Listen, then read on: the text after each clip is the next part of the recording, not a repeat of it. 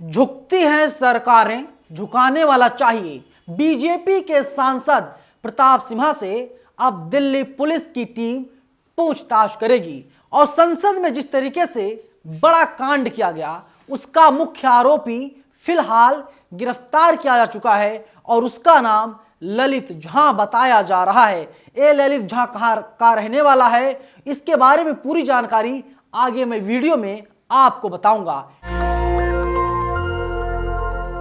नमस्कार, मेरा नाम नवीन कुमार नंदन और आप देख रहे हैं नेशनल दस्तक। आप यकीन मानिए, सोशल मीडिया ने नरेंद्र मोदी की सरकार को झुका दिया है। पहले कहा जा रहा था बीजेपी के सांसद हैं प्रताप सिम्हा जी, इनसे पुलिस पूछताछ नहीं करेगी, इनके खिलाफ कोई कार्रवाई नहीं होगी। लेकिन आप लोगों ने सोशल मीडिया पर इस तरीके से ट्रेंड चलाया बीजेपी सांसद खिलाफ, बीजेपी खिलाफ कि नरेंद्र मोदी की सरकार को झुकना पड़ गया। और अब दिल्ली पुलिस की जो एक यूनिट है स्पेशल सेल, वो अब प्रताप सिम्हा से पूछताछ कर सकती है, क्योंकि प्रताप सिम्हा के कहने पर ही जो मुख्य आरोपी हैं या जो आरोपी हैं उन लोगों का पास तभी बनाया गया था। और अब तक 6 आरोपियों की गिरफ्तारी की जा चुकी है, लेकिन ललित झा का नाम सामने आया है। ललित झा, इनका धर्म हिंदू है, जाति से ब्राह्मण है और इनका काम क्या है? देश का जो माहौल है उसे खराब करना, संसद में हमला करवाना, इनका मकसद यही था। सोशल मीडिया पर लोग क्या कुछ लिख रहे हैं आगे मैं बताऊंगा, और पूरी खबर क्या है उसके बारे में भी मैं आपको जानकारी दूंगा। लेकिन सबसे पहले आप इस तस्वीर को देखिए, इसका नाम ललित झा है। और अब देखिए बड़ा खुलासा हुआ है। अजय पटेल लिखते हैं, संसद के अंदर आतंकवादी हमले के मास्टरमाइंड आतंकवादी ललित झा का बड़ा खुलासा। आतंकवादी ललित झा ने बताया कि मैंने अपना फोन दिल्ली जयपुर बॉर्डर के पास फेंक दिया था। एकदम कट्टर आतंकवादियों वाली हरकत। यूएपीए में बंद होने के कारण अब ये 20 साल के लिए अंदर गया है। अब आप सोचिए, इसे लोग आतंकवादी बोल रहे हैं और किस तरीके से इसने पूरे देश के माहौल को खराब करने की कोशिश की। अपोजिशन के नेता क्या कुछ कह रहे हैं वो भी मैं बताऊंगा, लेकिन आम आदमी पार्टी क्या कुछ कह रही है। आम आदमी पार्टी कहती है भाजपा से ना संसद की रक्षा होती है ना सरहद की, फिर भी छाती का साइज गिनाते रहते हैं। ये आम आदमी पार्टी ने ट्वीट किया है। अब आप सोचिए कि किस तरीके से नरेंद्र मोदी अपनी छाती को ठोंकते हैं, कहते हैं सरहद सुरक्षित है, संसद सुरक्षित है, देशवासी आप लोग सुरक्षित हैं। लेकिन सवाल यह है कि साहब अब तो संसद भी सुरक्षित नहीं है। और वहीं इंडिया टीवी ने बड़ी खबर की है। इंडिया टीवी लिखता है, संसद की सुरक्षा में चूक, बीजेपी सांसद प्रताप सिम्हा से पूछताछ करेगी स्पेशल सेल। इन्हीं के रेफरेंस से लोकसभा में गए थे आरोपी। आगे इंडिया टीवी लिखता है, संसद में सुरक्षा चूक मामले में दिल्ली पुलिस की जांच आगे बढ़ रही है। पुलिस ने इस मामले में 5 आरोपियों को गिरफ्तार किया है। इन 5 से स्पेशल सेल पूछताछ कर रही है। वहीं अब इसी मामले में special cell Bharatiya Janata party के सांसद प्रताप सिम्हा से भी पूछताछ करेगी। जानकारी के अनुसार स्पेशल सेल अगले हफ्ते सांसद के घर पर उनका बयान दर्ज कर सकती है। प्रताप अभी दिल्ली से बाहर हैं। बता दें कि कर्नाटक के मैसूर से सांसद प्रताप सिम्हा के रेफरेंस से ही आरोपी सागर शर्मा और मनोरंजन लोकसभा में पहुंचे थे और दर्शक दीर्घा से नीचे सांसदों के बैठने वाले स्थान पर कूद गए थे। और अब खबर निकल के भी सामने आ रही है कि दिल्ली पुलिस जो है, स्पेशल सेल की जो टीम है, सभी आरोपियों को संसद भवन एक बार फिर से लेकर के आएगी और पूरे सीन को रिक्रिएट करने की कोशिश भी की जाएगी। ऐसी अभी तक खबरें सामने आ रही हैं और कई बड़े खुलासे भी हो सकते हैं। और वहीं जो राज्यसभा के सांसद हैं इमरान प्रतापगढ़ी, वे साफ तौर पे कह रहे हैं कि ललित झा की जगह कोई मुसलमान होता तो अब तक क्या हो गया होता, या किसी अपोजिशन के सांसद के रेफरेंस से आरोपी संसद में आए होते हैं तो अब तक क्या हो गया होता।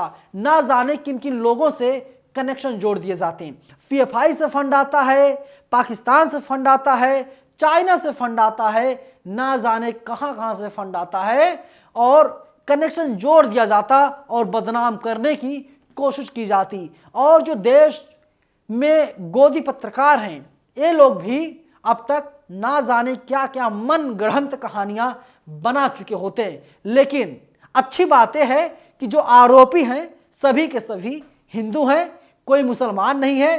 सांसद जो हैं वो भी हिंदू हैं, बीजेपी से आते हैं, संस्कारी पार्टी से सांसद हैं और इसीलिए सब लोग खामोश हैं और कोई कुछ भी नहीं बोल रहा है। खासकर दुर्भाग्य इस देश का कि इस देश की जो टीवी मीडिया है जिसे आप लोग बड़े प्यार से गोदी मीडिया कहते हैं, दरअसल ये इस पर प्रोग्राम ही नहीं करना चाहती है और बता रही है सुरक्षा में चूक हुई है। अरे चूक कैसे हो गई, जड़ क्या है, रूट क्या है, जिम्मेदारी किसकी है, कार्रवाई किसके ऊपर होनी चाहिए, कोई भी कुछ बोलने के लिए तैयार नहीं है। और सस्पेंड किसको किया जा रहा है, जो सिक्योरिटी गार्ड्स थे उनको सस्पेंड किया जा रहा है, कमांडोज को सस्पेंड किया जा रहा है। अब आप बताइए कार्रवाई किसके ऊपर होनी चाहिए। मैं आपको मिसाल के तौर पर एक उदाहरण देता हूं। जिस बिल्डिंग में मैं खड़ा हूं, एक कमरा है बड़ा सा, मैं इसमें हूं और नीचे हमारा सिक्योरिटी गार्ड है। अगर कोई आ जाता है मुझे मारने के लिए या मुझे नुकसान पहुंचाने के लिए या रिकॉर्डिंग रोकने के लिए, जिम्मेदार कौन होगा? सुरक्षा गार्ड ही होगा जिम्मेदार, आप बताइए। लेकिन अगर वो आरोपी फिर भी आता है, मेरे कहने से आता है या मेरे ऑफिस में पहले किसी से बात करता है, फिर वो आदमी आता है, फिर नुकसान पहुंचाने की कोशिश करता है, जिम्मेदार कौन होगा? सुरक्षा गार्ड जिम्मेदार नहीं होगा। जिस व्यक्ति ने बुलाया है जिम्मेदार वो होगा। लेकिन इतना जरूर है, सुरक्षा गार्डों को, जो नीचे सुरक्षा गार्ड्स मौजूद हैं, उनको अच्छी तरीके से चेकिंग करनी चाहिए थी। 3 लेयर की सिक्योरिटीज होती है, लेकिन वो आरोपी कैसे अपने जूते में स्मोक कैंडल लेकर के आता है, सवाल है। अरे कमांडोज कितने बड़े लेवल के अधिकारी हैं, कमांडोज के ऊपर कौन से लोग हैं, उनके ऊपर कार्रवाई कब होगी? सरकार सदन में इस पर बहस कब करेगी? सरकार कब बोलेगी? आप बताइए जिम्मेदार कौन है? सेना के जवानों को सरहद पर क्यों तैनात किया गया है? कोई अंदर ना आने पाए, और अगर कोई अंदर आता है तो सेना के जो जवान वे लोग क्या करते हैं, अपनी जान को दांव पर लगा देते हैं, जान की बाजी लगा देते हैं, कहते हैं या तो मरेंगे या तो मारेंगे। और कई बार ऐसा हुआ है कि जब उधर से एक्शन होता है इधर से रिएक्शन होता है और हमारे देश के कई जवान शहीद हो जाते हैं। क्यों? क्योंकि वे चाहते हैं कि कोई भी दुश्मन हमारे देश में एंटर ना करने पाए, एंट्री ना लेने पाए। लेकिन यहां पर सिक्योरिटी ब्रीच कैसे हो गई साहब? कौन जिम्मेदार है? मोदी जिम्मेदार हैं? अमित शाह जी जिम्मेदार हैं? कौन जिम्मेदार है? जवाब तो देना चाहिए, लेकिन चौतरफा सन्नाटा है, चारों तरफ खामोशी है, कोई सत्ता से सवाल नहीं पूछ रहा है। लेकिन नेशनल दस्तक देश का इकलौता एक ऐसा संस्थान है जो लगातार इस मुद्दे को उठा रहा है और सत्ता से, सरकार से, नरेंद्र मोदी से, अमित शाह से सवाल पूछने का काम कर रहा है। किसकी जिम्मेदारी है सिक्योरिटी की? गृह मंत्री का काम क्या होता है? जवाब देंगे आप लोग? सुरक्षा किसके हाथों में है? फिर ये लोग कैसे पहुंच गए?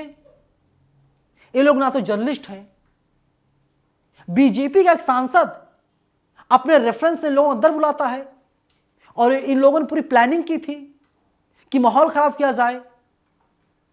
अरे स्मोक कैंडल था, ओम बिरला ने कहा कि जो वो स्मोक कैंडल था उससे नुकसान होने वाला नहीं था, उनका कहने का तात्पर्य यही था। तो मैं आपसे पूछता हूं, आप बताइए अगर इनके पास बम होता तो क्या होता?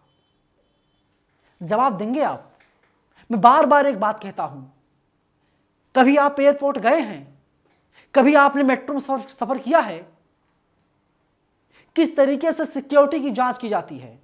अरे बाइक की चाबी होती उसे भी निकलवा लिया जाता है, घर की चाबी होती उसे भी निकलवा लिया जाता है, क्योंकि वे लोग स्कैन करते हैं। उनके हाथ में जो मशीन होती है वो आवाज करने लगती है। लेकिन ये लोग कैसे चले गए स्मोक कैंडल लेकर के? जवाबदेही किसकी तय होनी चाहिए? अपोजिशन जब आवाज उठाता है तो 15 सांसदों को निलंबित कर दिया जाता है, 14 लोकसभा से एक राज्यसभा के सांसद को। सरकार तैयार नहीं है इस पर बातचीत की जाए। सड़क से लेकर के संसद तक हंगामा हो रहा है। हर एक पार्टी लगातार इसका विरोध कर रही है, लेकिन सरकार के कान पर जू नहीं रेंग रहा है।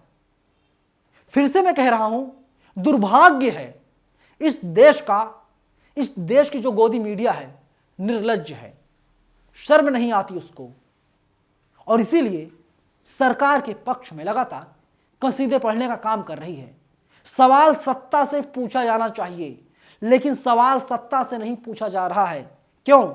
अगर सवाल पूछा जाएगा तो सरकार की लापरवाही, सरकार की नाकामी सामने आएगी। हमारे देश के प्रधानमंत्री नरेंद्र मोदी जी हैं, अमित शाह जी हमारे देश के गृह मंत्री हैं। अब आप बताइए, मोदी जी के पास एसपीजी है। अगर ऐसे कोई सिक्योरिटी को धता बताएगा, कोई सेंस लगा पाएगा, कल तो जाकर के मोदी जी के ऊपर कोई हमला कर देगा। मैं तो चाहता हूं कि नरेंद्र मोदी सुरक्षा और ज्यादा मजबूत की जाए। अगर एसपीजी के ऊपर और कोई सुरक्षा है, मोदी जी को सुरक्षा दी जाए, क्योंकि नरेंद्र मोदी देश के प्रधानमंत्री हैं। भारतीय संसद लोकतंत्र का सबसे बड़ा मंदिर है, हमारे देश की धरोहर के समान है हमारे देश की संसद। अगर उसमें उसकी सिक्योरिटी में कोई सेंस लगाता है, बहुत ज्यादा गलत बात है, और सिर्फ माफी देने से, निंदा करने से काम नहीं चलेगा। उनको ऐसी सजा दी जाए कि आने वाली जो पुश्ते हैं वो याद रखें कि किसी ने सिक्योरिटी को धता बताया था। अब आप बताइए, प्रधानमंत्री, गृह मंत्री के अलावा रक्षा मंत्री, संसद, अगर इन लोगों की रक्षा नहीं हो पाएगी, किसकी रक्षा होगी? वैसे भी आप देखते हैं मंदिरों के बाहर लिखा है अपने सामान की रक्षा, सुरक्षा स्वयं करें। बस में सफर करते हैं, ट्रेन में सफर करते हैं, क्या कहा जाता है? आप लोग अपने आसपास चेक कर लीजिए, देख लीजिए कहीं कोई ऐसा सामान तो नहीं जो बम हो। और अगर आपको कोई भी सामान संदिग्ध दिखाई देती है, आप इसकी सूचना तुरंत पुलिस को दें, प्रशासन को बताएं, प्रशासन कार्रवाई करेगी। लेकिन संसद सुरक्षा नहीं हो पा रही है, कितना ज्यादा ये चिंता का विषय है, दुर्भाग्य है। देखिए, आज तक की एक खबर मैं दिखा रहा हूं। आज तक लिखता है, मार्च में भी आरोपियों ने की थी संसद की रेकी, सुरक्षा चूक पर हुए ये 10 खुलासे, यूएपीए के तहत एफआईआर दर्ज की गई है। संसद सुरक्षा में हुई बड़ी चूक के मामले में अब तक जो जांच हुई है उसमें काफी कुछ पता चला है। सभी आरोपी social media page Bhagat Singh fan club से जुड़े थे। इनमें से 2 ने मार्च और जुलाई में संसद भवन परिसर की रेकी की थी। जांच एजेंसियां कहां थी? कौन जवाब देगा? जांच एजेंसियां, इंटेलिजेंस क्या कर रही थी? इनके पास कोई इनपुट नहीं था, ये लोग रेकी कर रहे थे।